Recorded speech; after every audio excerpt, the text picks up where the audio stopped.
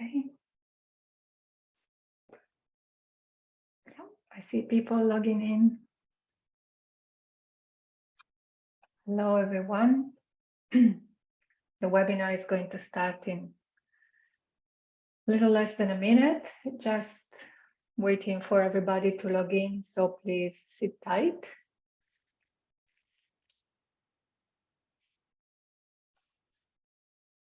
Wonderful. And while we're waiting to start, why don't you write in the chat where you are joining us from and what your role, what your job is, what do you do? Are you a freelance translator? Are you in academia? Are you in the industry?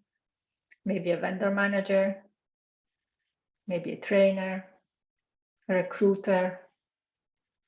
We're curious to know. Okay, well, let's get started. So, welcome everyone to today's GALA webinar. My name is Isabella Massardo and I'm content strategist here at GALA.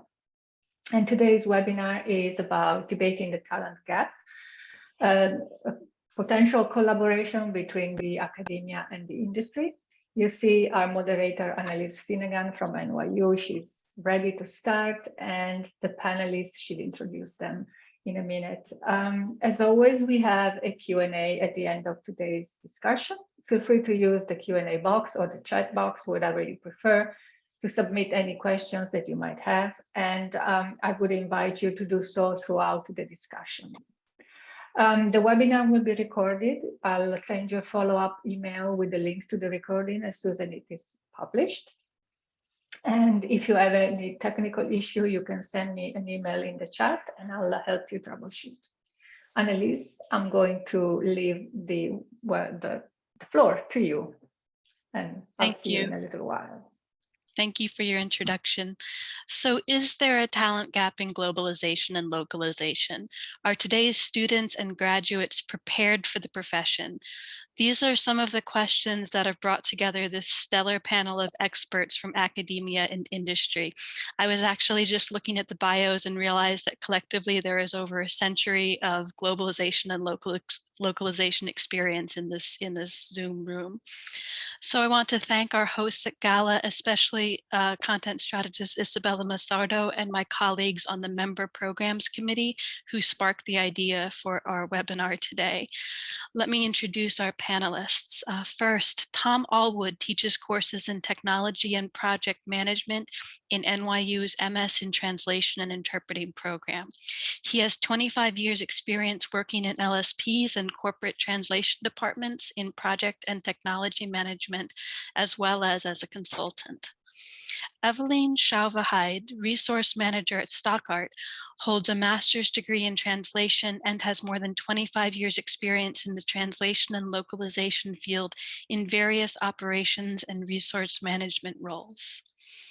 Annette Lawlor is CEO and founder of Lion People Global, a growth solutions company with origins in the localization industry, providing organic growth through consulting and training, executive search and contingency talent solutions, and through intelligent match M&A and a comprehensive seller incubation program. Annette is a black belt in internet recruitment and has 30 years recruitment agency experience, 18 of those running agencies specifically focused on the localization and globalization industry. John O'Shea, chairperson of Fit Europe, has been working as a legal translator for more than 20 years, having switched to translation from a career in legal academia, though he continues to engage in research. He is also a member of the European Commission's Language Industry Expert Group. So in addition to sharing these bios with you, I wanted to start by asking each of our panelists to share with today's audience, what are your stakes in this academia industry debate? I'll start with you, John. Thank you very much, Annelise. Well, I represent Fit Europe is an organization which consists of about 70 translation and interpreting associations all around Europe. We've grown quite a lot in the last couple of years with new members joining.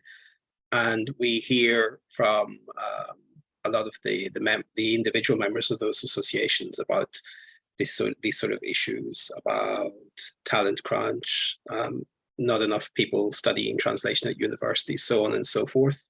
So we see it from that perspective, but we also see it in the context of the language industry group that you just mentioned, because every year we conduct something called the European Language Industry Survey in Europe, which looks at the trends and developments in the language sector all across Europe.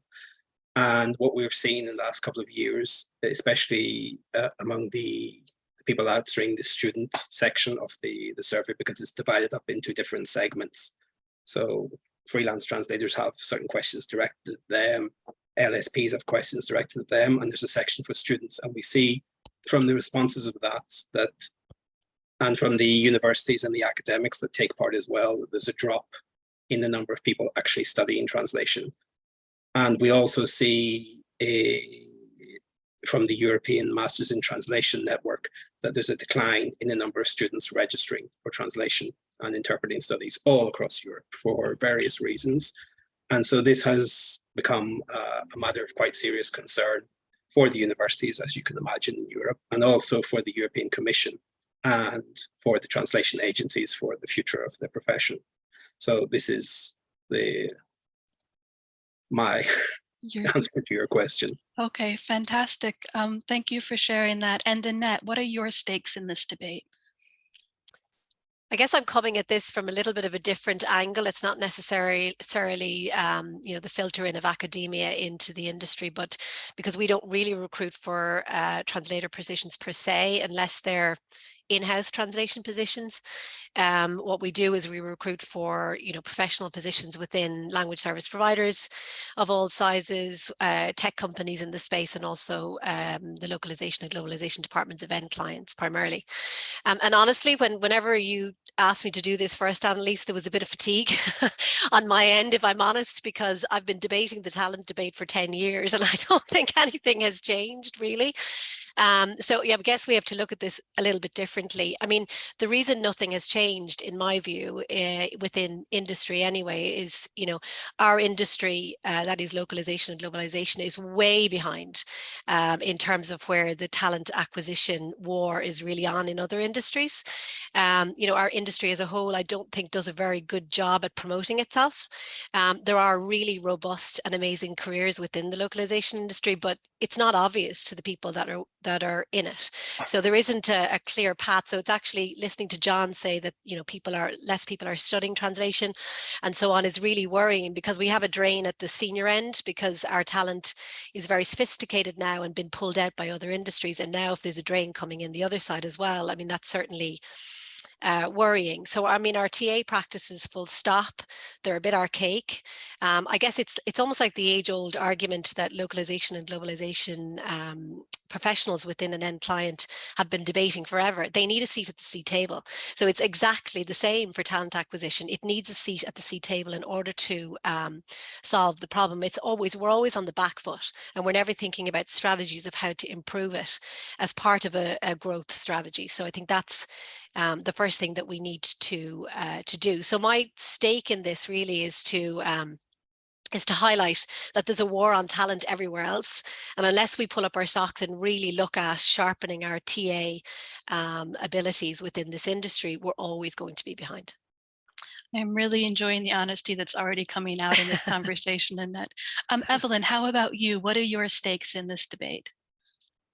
Well, in my current role, I'm recruiting on a regular basis, and I'm recruiting for translator position most of all. And it's very important to me that to show that the expectations that language service providers like Stoquart have are understood by the academia. And this is something I think we are missing at the moment. I think translation graduates are not fully aware of what is expected from them to enter in a career in translation when they work in a translation agency. So I think that's why it's very critical that there is a better collaboration between academia and the industry, so that the expectations of translation agencies like Stoquart are understood, and maybe curriculum can be adapted so that we can meet somewhere. And I totally agree with what Annette has just said, that unfortunately we are a bit behind. And I think there's definitely a need for a more regular collaboration between academia and the industry, so that at least translation graduates know exactly where to find good opportunities, and it's not strictly limited to a career in translation. There are also other opportunities. Thank you. And Tom, what are your stakes in this debate? Well, I'm here in part representing the academic side of things, since I teach in the NYU translation program, but also my background is in the industry. I come from the industry and then got into teaching. So I think I kind of have a foot in both camps.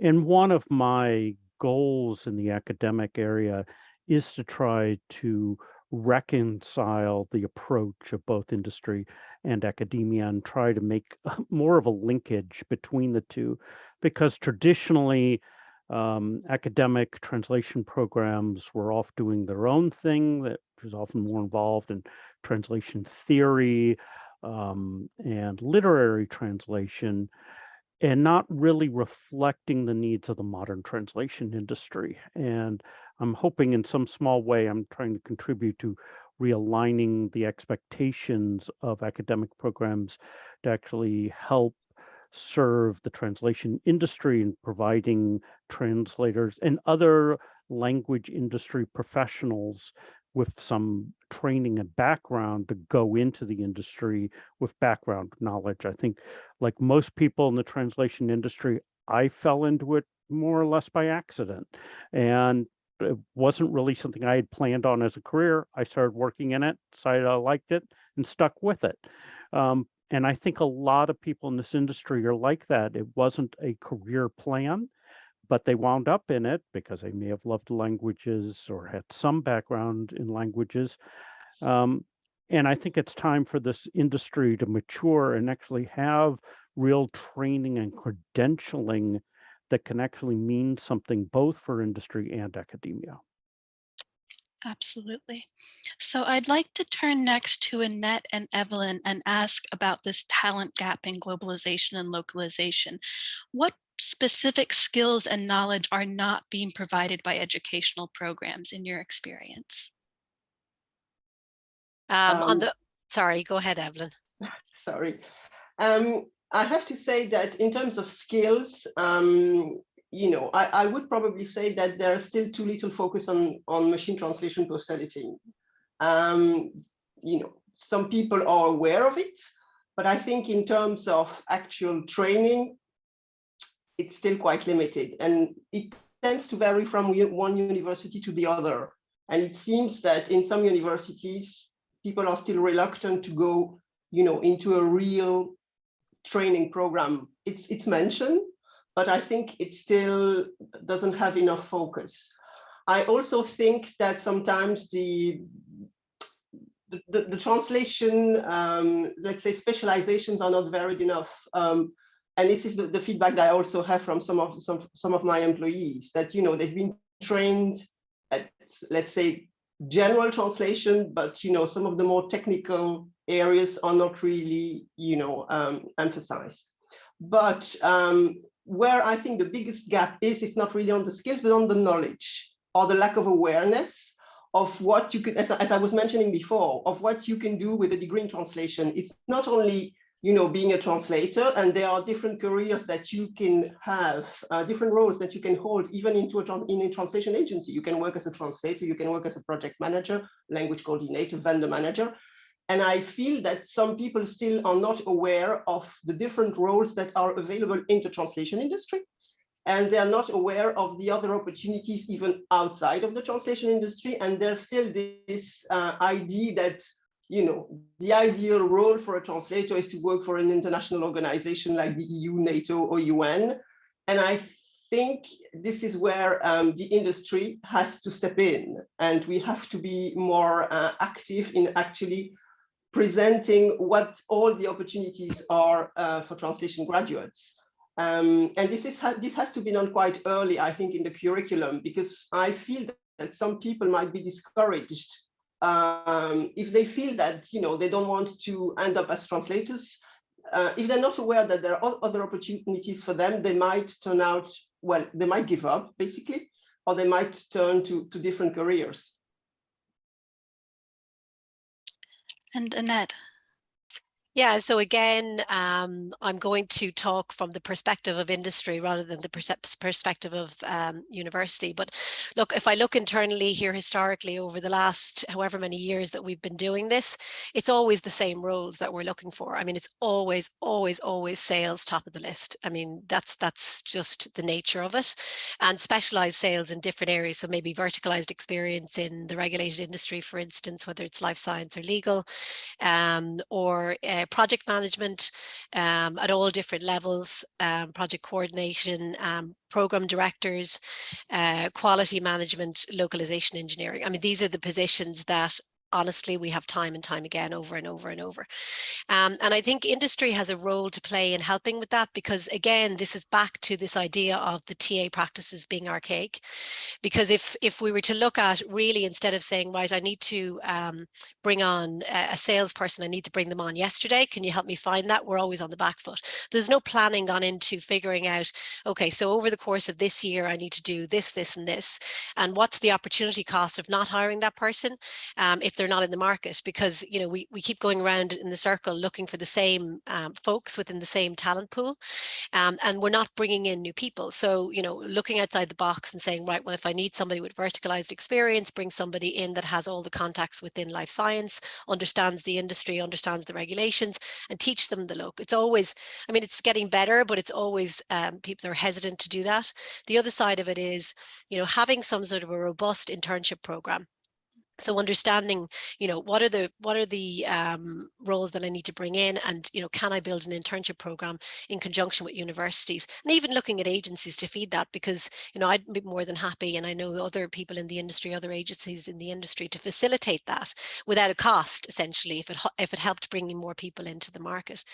But, you know, that's not there. Now, I did hear from, I think it was, I'm not sure if it was John or Tom, who said that there is some sort of a project management certification coming out of one of the industries. Yeah, I said it.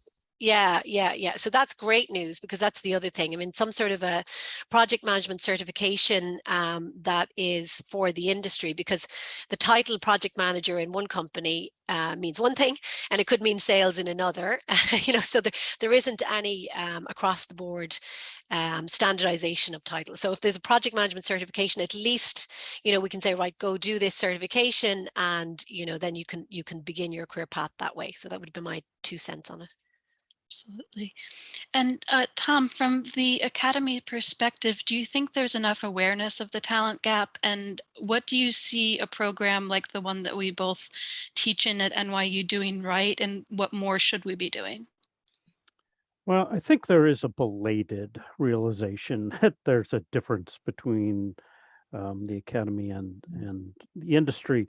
I've noticed over the last 10 years, maybe, a lot of the translation programs starting a slow shift.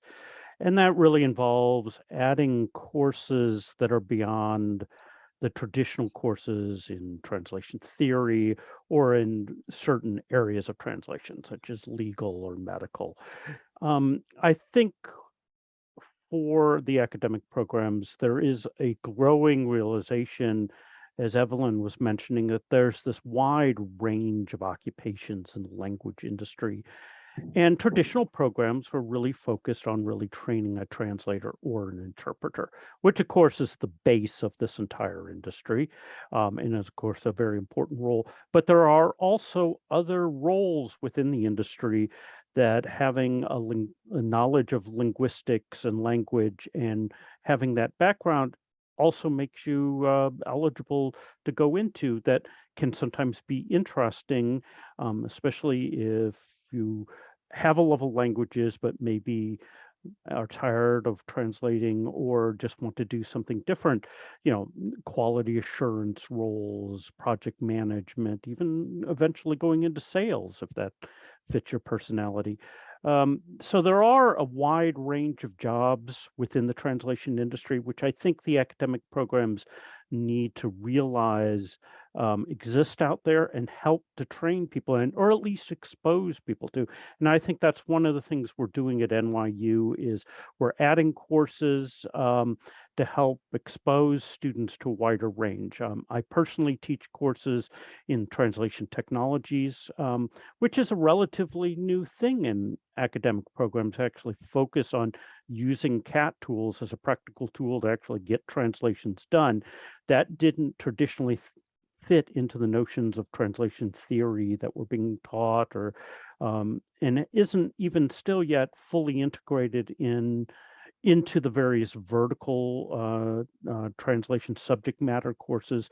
So that's something we're kind of working on. I also teach courses on project management as an approach in translation to expose students to the notion that here's another career opportunity for you. So I think slowly academia is coming to realize what the translation industry needs. And I think, though, that there needs to be more dialogue between the two.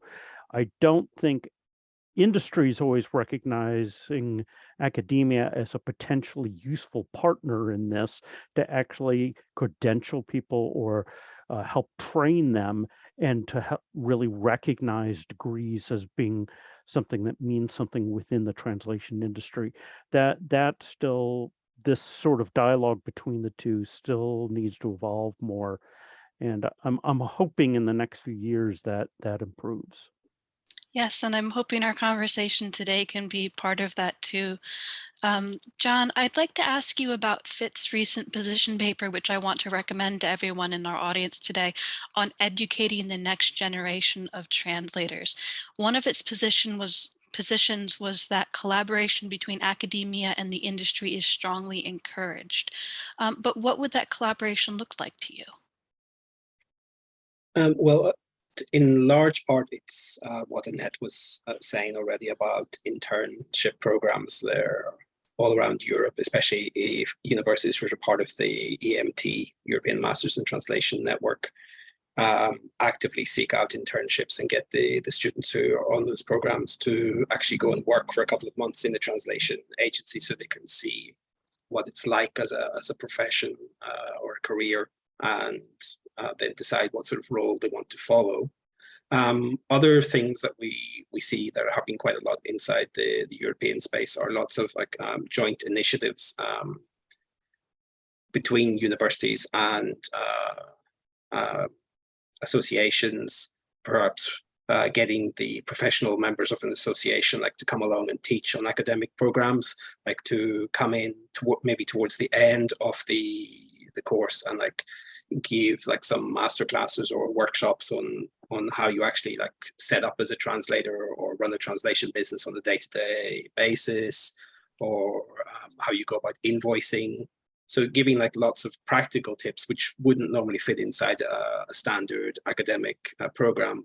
And a lot of things that we're seeing as well inside the EMT network is, I think they're called something like virtual agencies. So you get students inside the studying on the course, like to set up an agency, and with the help of the teacher, they're taught again these things, like what is it you do on a practical basis, like to manage a project from the minute the email comes in saying, I've got like 5,000 words and I need to translate it tomorrow from a strange combination. How do you cope with that situation? So there are all these things which are going on.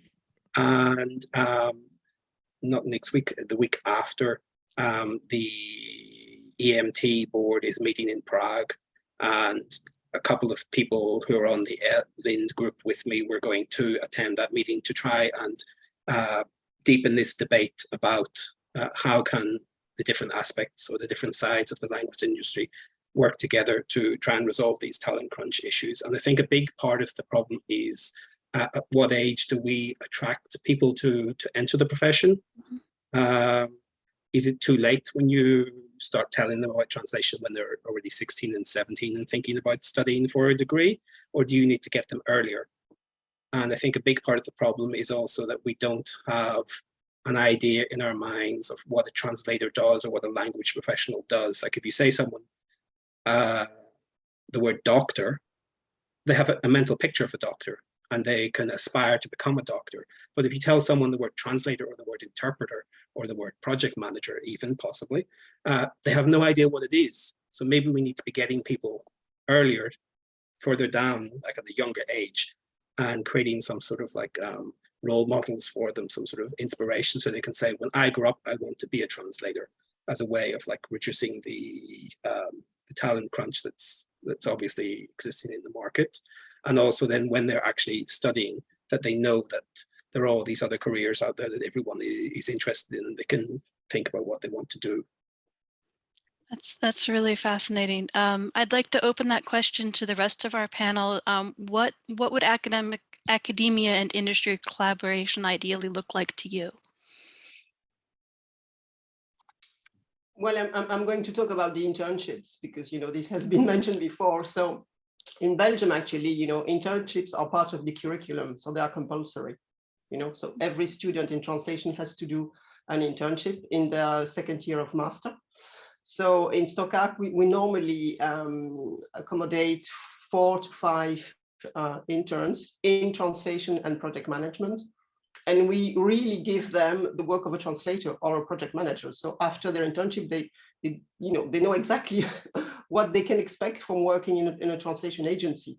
And I'm not sure exactly how this is organized in other countries, but I think that to make it compulsory would already be a big improvement.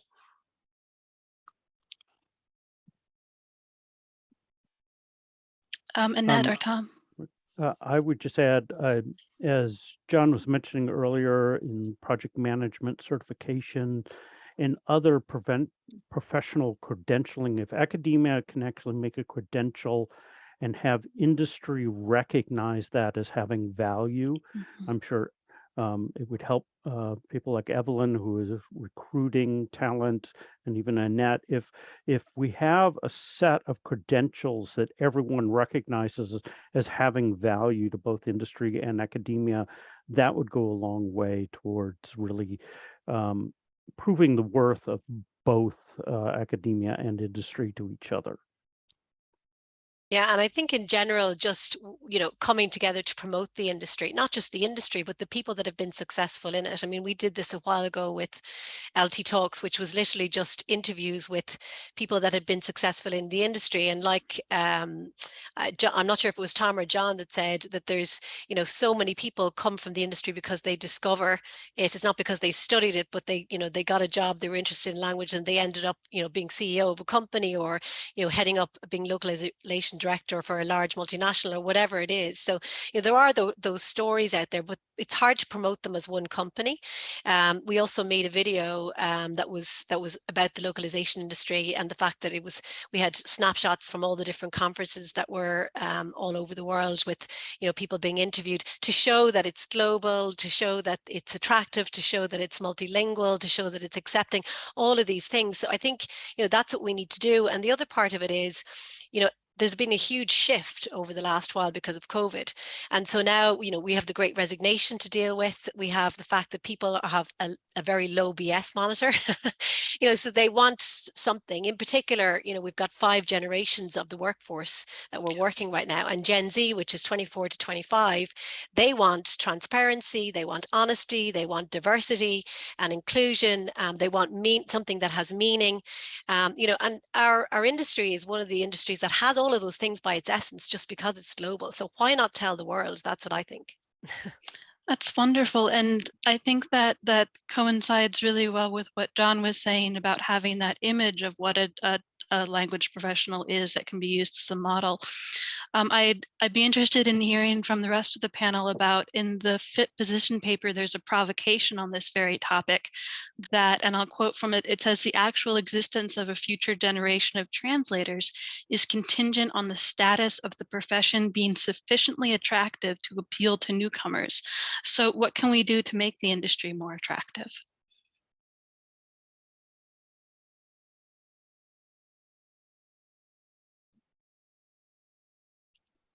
spend some marketing dollars to get together, right? Not as separate companies, but a joint initiative. You know, maybe you know, all of the research bodies together, all of the language industry bodies together, the universities, some, you know, some dollars donated from the top 100 players, you know, the technology players, the PE companies, whoever, but a joint fund. And give, as was mentioned before, I mean, give some examples of everything you can do, basically, you know, and all the different opportunities. You know, you can work in so many different fields. And as John was mentioning, I think, you know, when you ask a teenager what does a translator do, there's always, you know, they don't know, for example, they don't know the difference between translation and interpretation. They have this idea that being a translator, you know, is being an interpreter. So I think it's very important to really explain what the job is about, and to basically promote, maybe, you know, and give some examples of success stories. We need a TV drama that's centered in the translation industry to expose people to what it's like. If only that could ever happen. There's just, I think, a complete lack of awareness in the public about, you know, everyone knows what a translator is. It's often joked as the second oldest profession. So people know what a translator does in theory, but I don't think anyone knows about the modern translation industry and what jobs are like, and that it's a completely invisible thing. If I tell people I work in the translation industry, they always assume I'm a translator. And that's perfectly fine. But then I have to explain that, no, there's actually these other jobs within the translation industry, and people's eyes glaze over and they go, okay, but they didn't know that, and they know it now. Yeah, I think there's been a slight shift in the last 2 years, I would say, about awareness of at least one aspect of the language professions, which is subtitling, because of so many people watching all these streamed programs, and then the issues of the quality of the subtitles and things like that. So it was in the news and then spread from one country to another, and people are becoming aware that actually, you know, that, and these debates were also accompanied by the question of like the low pay that the people who do the subtitles were receiving. And so they can see a direct link between low pay and low quality. And so there's more awareness growing, but there is like this massive gap in awareness of what our profession actually does and the benefits that it has and that it brings to society. Every year, the European Commission has the massive festival of translation called Translating Europe Forum. A couple of years ago, the specific focus of that was about the benefits of translation to society. And it was a quite successful event and lots of very interesting talks. But again, it's inside our own translation industry bubble, talking to ourselves about how great we are. What we need to be doing is talking outside of the world of translation industries, LSPs, translation students, academia, and getting the message across that translation has real world implications and real world effects, and that it's beneficial and it can do a lot for you. And that conversation isn't happening to a very large degree. And inside FIT, we have these like strategic objectives of like working in closer partnership with all the partners in the industry. So FIT Europe in particular works closely with the EU-ATC, which is the European Union Association of Translation Companies, with ELIA, the European Language Industry Association, with the European Commission, with the EMT network, to try and build these sort of ties and to build bridges and work on joint programs. But the big question for us is, because we don't have a lot of money ourselves as an organization, is how to fund activities. So I think what Annette says is true, that it really all does come down to money. Mm-hmm. In regards to money, I think also one of the perception we have of this industry in the wider world is everyone hears about machine translation, and the assumption is human translators are endangered species, that it is a dying profession that's about to disappear, so why go into it? Like being a switchboard operator or something. It's not perceived as a skill that is going to be needed in the very near future. And I think the industry needs to kind of have more public face in explaining why that isn't true, that MT is maybe changing the industry in many ways, but it's not replacing it. Mm-hmm. Yeah, and I'd like to ask the panel's insights from the perspective now of those who are already invested in the profession. So I direct a program in translation and interpreting, and I hear a fair amount from our students about the experience gap, that you need experience to get experience, even when you have a degree underway or even under your belt. And more concretely, in line with ISO 17100, many companies in their job listings require 5 years experience, even though the ISO also says a degree in translation should suffice. So what's your perspective on this, what I'm calling an experience gap, that you need experience to get experience? I don't think it's true. Mm-hmm. I don't think it's true. I honestly don't. I mean, job descriptions are written with this lovely list of, these are all the things I want, and it might be a purple unicorn that doesn't exist, and I want it for, you know, a really tiny salary, and I want it in this location. And, you know, the reality of that is it's not what the real world is what we're looking at.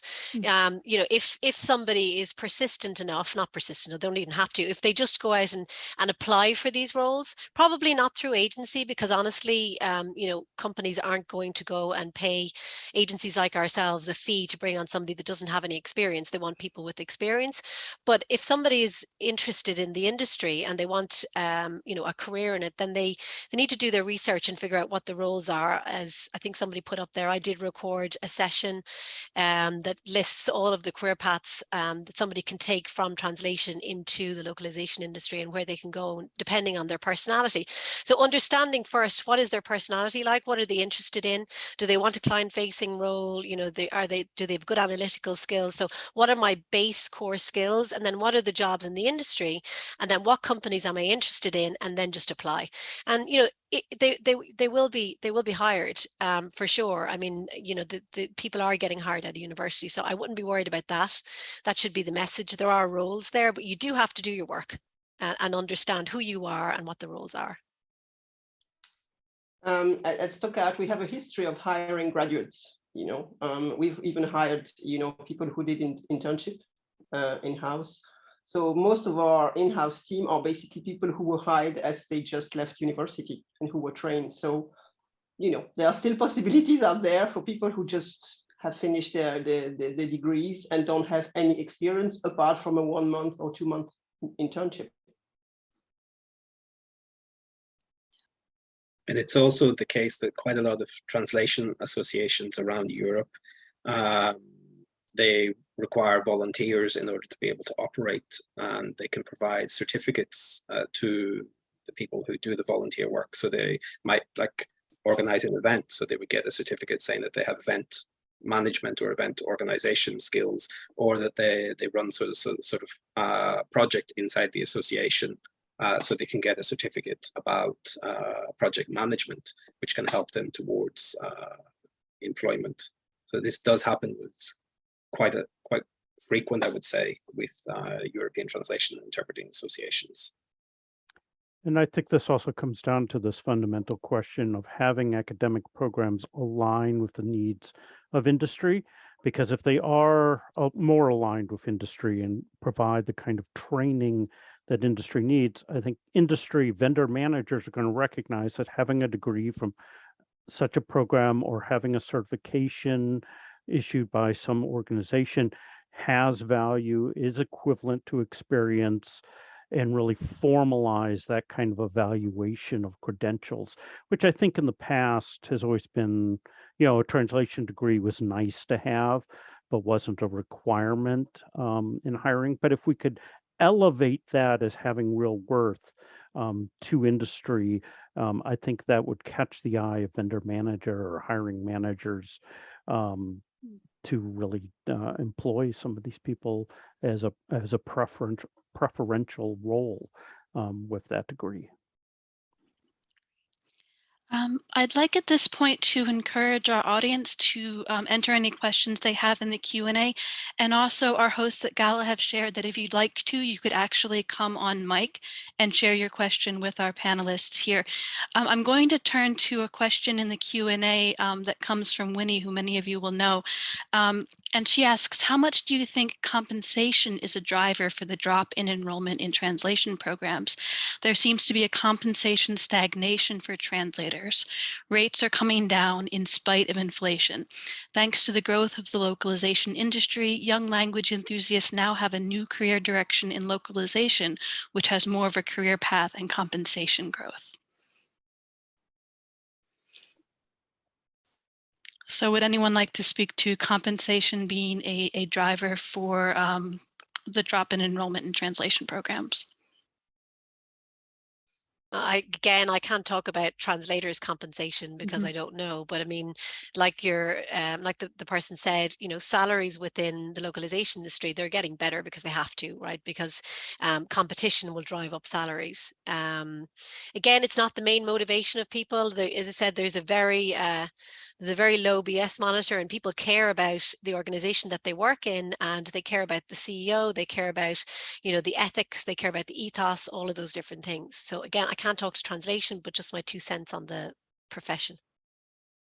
Well, what we see in the European Language Industry Survey every year is that there are quite a lot of freelance translators out there who are simply not earning enough to get by just from translation, so they have to take on other side roles as well, and this has been a persistent problem. So there is this massive issue of pay not being high enough, but we also, especially during COVID, we conducted a whole series of surveys about whether people would consider leaving the profession if they're, or whether they have enough money to survive COVID, if there was like a massive drop in the amount of work and so on. And the basic picture that comes out of that is that there's a lot of what we call stickiness. People want to stay in the profession because they love what they're doing. So there are these issues of pay and so on, but people still, they like to stay. But there is also a countervailing trend as well, where you see, especially older, more mature translators, they don't see any future in the profession, and you hear a lot of people wanting to drop out, and that's quite worrying as well. And it's something of concern to translation associations because they're worried about their membership levels dropping and so on and so forth. So there is this question of compensation. We also see, especially in the AVT, in the subtitling sector, that the associations there are speaking out an awful lot more because on the back of all the publicity that the AVT sector and subtitling sector have had in the last couple of years and calling out the bad pay practices. And a very interesting development which happened last week actually in Europe. After a period of consultation, the European Commission has eventually published guidelines on the relaxation of competition law rules, because up until now, a professional association could not collectively bargain with a group of LSPs or a representative organization for LSPs.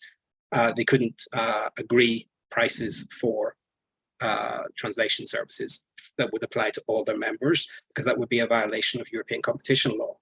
But now the European Commission has decided that a professional organization like, let's say, the German Translators Association could negotiate with the German Association of Translation Companies and work out the terms and conditions of work and pay for freelance translators. And this would no longer be a violation of competition law. They would not commence any sort of infringement proceedings for infringement of competition rules. So this is a massive, very positive change, because it's, as a general consideration, the European Commission is seeing that there are an awful lot of freelancers out there in the market, and they've been struggling a lot, and the way that the market and the rules are set up have not been in their favor, and so that needs to be changed a lot. There's also been a new directive which doesn't apply very much to freelancers, but it would apply to people in low paid roles, that there would be like a minimum level of pay all across Europe for these sort of roles.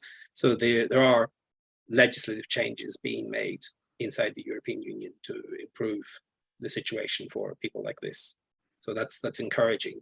But again, it was only like on the 29th, so that was last week, that these guidelines were finally published. So we need to actually sit down now and work out and see how they can actually be practically implemented.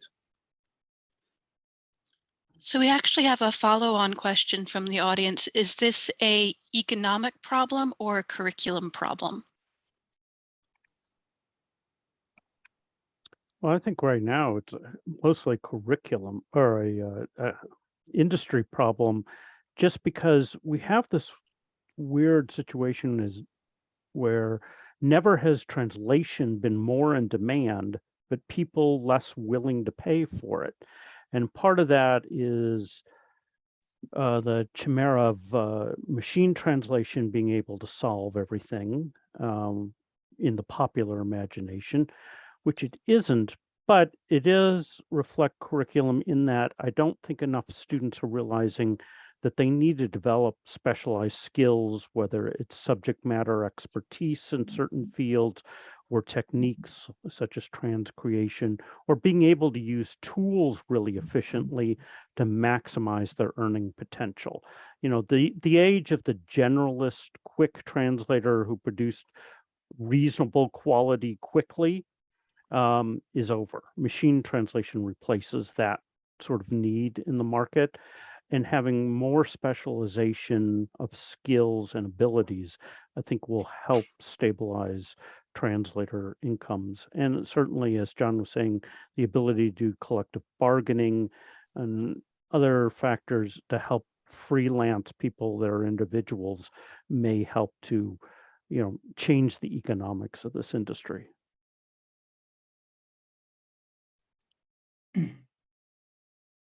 We have a question from one of our students in the Zoom audience. So for students getting their translation degree, do you think it would be better to start exploring roles as a project manager or project coordinator and later on becoming a linguist or translator? Is that transition possible and common in your experience? Well, what we see in the European Language Industry Survey is that a lot of people who respond every year have no studies in translation, but they have like a background in law or finance or economics or engineering, and they move into translation or interpreting at a later stage in their life. So it's around 50-50, I would say. 50% of the respondents every year have translation studies or interpreting studies, and the other half are people who had a previous career or studies in another sector, and then they moved into that. So it is certainly possible. And I think it ties into what I think was it Tom was saying before, that there are a lot of people that do this. And there is also in the academic literature quite a lot of discussion about whether these people make better translators or interpreters than people who have only studied, because they have already the specialization, the expertise that is really needed. And there is like a massive demand, as Tom said, for such expertise. And from my perspective, you know, we also hire graduates for project management position. So, you know, you can start your career as project manager or project coordinator. You don't have to be a translator, you know, to be a project manager in a translation agency. But there's no reason why, with a translation degree, you couldn't move from project management to translation at a later stage, or the other way around. I'd say it happens all the time. I think one of the bigger factors is deciding what kind of work do you want to do. If you're going to work as a translator these days, that's really as a freelancer, as an independent contractor.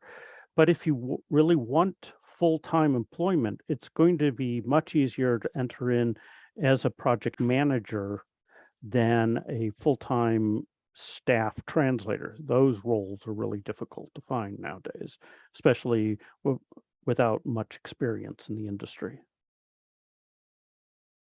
I agree with that. I'm sorry, Annelise. I agree with that. I think, you know, setups where, like Stoquart, for instance, where we have a relatively big in-house team of translators, you know, are less and less common in the industry these days.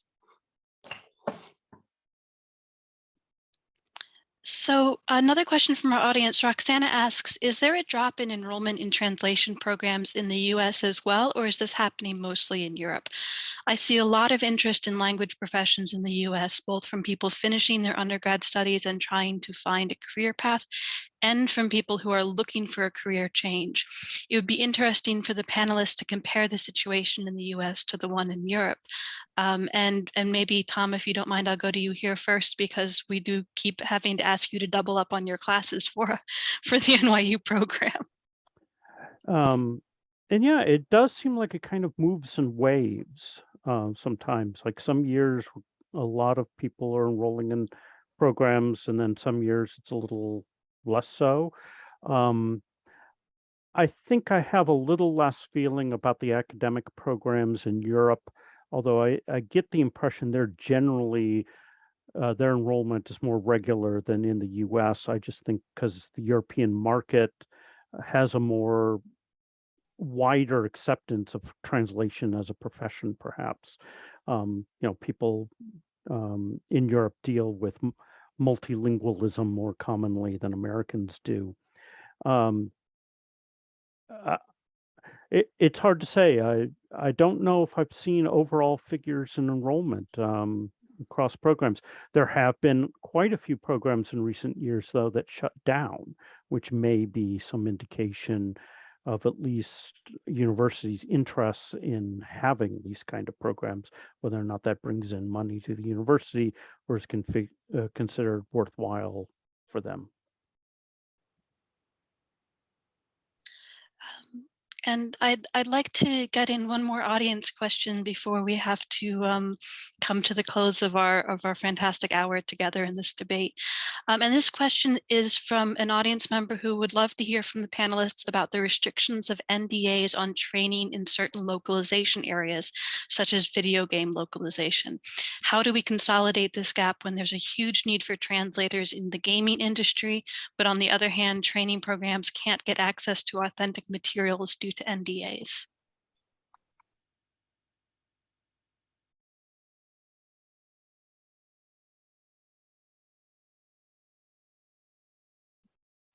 I assume here NDAs meaning that game development companies won't release actual content for training programs because it's copyrighted material. So students can't actually get hands-on experience in that. I'd say there are open source materials out there for gaming training. But yeah, that's going to be true in almost any field where you're dealing with copyrighted material. I don't always do much in video game translation, so I don't know if I've run into this direct problem. But when I have done some teaching in it, I was able to find open source materials. I can't speak about NDAs and the gaming industry, but I can talk about the legal translation sector. And I think what is very, very useful is when academic programs employ or bring in, for at least some part of the course, professional translators who will have access to source documents, but of course those documents, because they're subject to NDAs, they would need to be highly,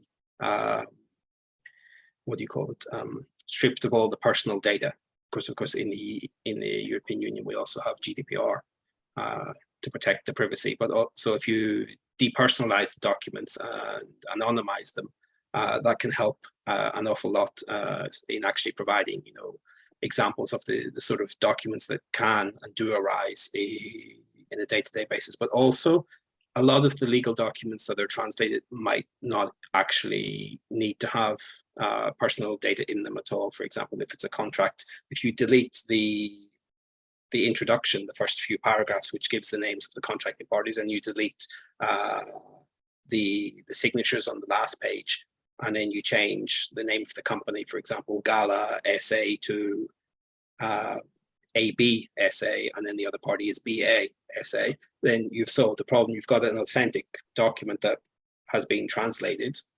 You have the translation of it. You could potentially use it in the classroom setting there are practical steps that you can take, but also it's very, very good practice as well to discuss with your clients whether they're okay with that, rather than just going ahead and doing it. Take steps to protect yourself. And this could be an area perhaps with a closer relationship between an academic program and a company that maybe internships are involved, things they might be willing to let you use some copyrighted material in your training program with some safeguards. And in our final few minutes together, I'd like to ask there are quite a lot of students in our audience today from translation and interpreting and localization programs. Could I ask each of our panelists to share a piece of advice on how these students can best leverage their time in school toward fulfilling careers? Annette, could I start with you? Yeah, of course. I mean, look, I think the students coming out right now are lucky in one sense, in that if they're interested in making a name for themselves and developing a reputation even before coming out of college, you can do that on social media quite easily. So it's about building your own brand, your personal brand. So, what am I interested in? And then ensure that when you're creating that personal brand on social media, that you're doing it in a way that makes sense. So in other words, there's no point in having thousands of connections if they're not in any way related to what you want to do, but meaningfully building your connection list online, and getting involved in the conversation with industry professionals and industry people, because you can stand out. You can stand out quite easily, because, to be honest, not a lot of us are doing this very well on social, and so there is a huge opportunity for people to do that. But I would say, listen, it's a really interesting industry, and I've yet to meet somebody that has gone into it that says that they that they don't like it. They all love it. We're all very passionate when we're in it. I actually have seen people leave and come back because they end up coming back for whatever reason, because there is a huge global community and people genuinely care and genuinely want to help each other. And there's a lot of there's a lot of free information out there. There's a lot of associations, there's a lot of trainings. Women in Localization, for instance, stands out as one, that you can get involved in, to learn more. But I would just say, make meaningful connections, join in the conversation, go to webinars like these and others that are free, and just learn as much as you can. And as Evelyne said, enter into a project coordination role, test it out, see what's available, understand what the roles are, and then, move from there. Fantastic. John. I would echo very much what Annette says, but from a different perspective. A lot of translation or interpreting associations have like a special student rate, so you don't pay the full annual subscription. If the annual subscription was €100, you might pay 20 a year as a student, and you get to be in the family of the association. You get to attend their webinars, their CPD events, you get to meet the other members. So I would say join up and participate. As I also mentioned before, associations always need hands to get the work done. So volunteer inside the association. You can then, as I said as well, you can get a certificate for the work experience that you have acquired from that, which is good to include in your CV. So generally get involved, participate. It helps you out, it helps the association out. It's beneficial all around, I would say. Okay, let's go to Tom. I'd say three things to keep in mind. One, what John was just mentioning, is learn about the industry, joining associations, reading up on it, be aware of what the industry is about and how it works. Two, keep an open mind about the kind of job you might want to try out doing. Try project management, try quality assurance, try being a translator. And three, develop real specializations that are marketable, whether it's, being an expert in semiconductor translation or in use of tools or other skills. Really develop those skills, because that's what's going to get you the top money. And we'll give the last word to Evelyne. And on top of what's already been said, be open, don't be afraid, give it a try.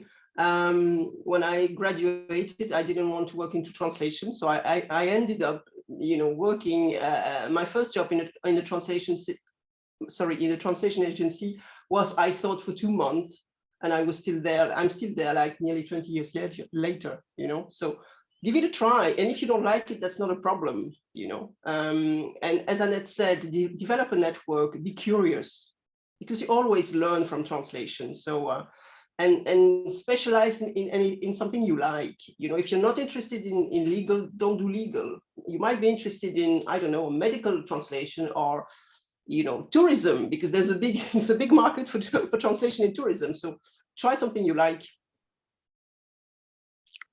Excellent advice from all of you, and I'm filled with gratitude for the hour that we've had together. And I want to thank Evelyne, Tom, John, and Annette, and also our hosts at GALA. Thank you so much, everybody. Thank you for the invitation.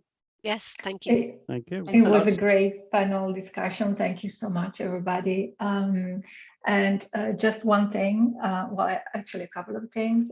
So this webinar is one of a series of webinars that are organized by the Member Program Committee, which is a group of volunteers like Annelise within the GALA community. And we're very happy that people like Annelise are volunteering and being very active within our community and helping us create great content.